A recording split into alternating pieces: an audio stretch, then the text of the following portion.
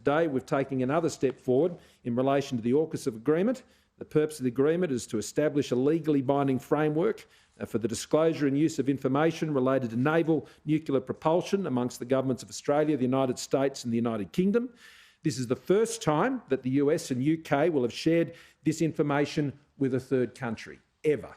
That was something worth securing.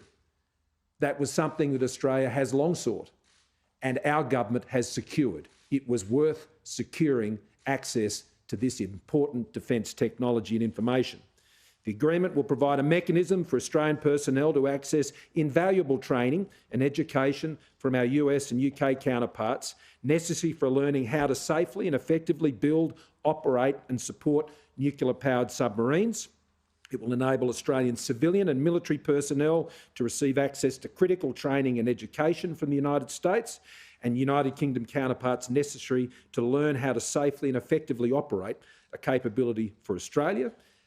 The agreement will also enable Australia to develop the necessary skills and knowledge to create a world's best practice regulatory and safety regime to guarantee the safe operation of naval nuclear propulsion and ensure compliance with Australia's international obligations, including under the Treaty on the Non-Proliferation of Nuclear Weapons. Now, this is not a defence alliance or security pact, as I've made clear on numerous occasions. Australia will fully and absolutely meet all of its obligations under the Nuclear Non-Proliferation Treaty, as I've made very clear to many leaders around the world as we've discussed this issue in recent weeks. This is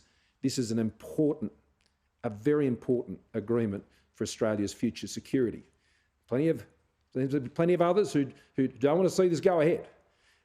I think that tells you why it's so important that we do. Minister for Home Affairs, Karen. Well, thank you, Prime Minister. Australia is reopening to the world, and today's announcement is yet another step forward for Australia. Since the 1st of November, we have been safely welcoming Australians back in far greater numbers than we have been able to during the course of the pandemic.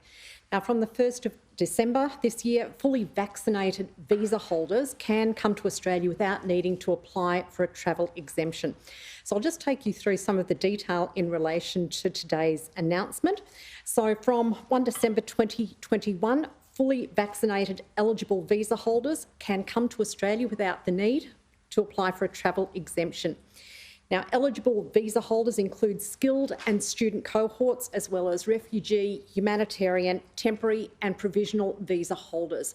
A full list of the eligible subclasses is now available on the Home Affairs website.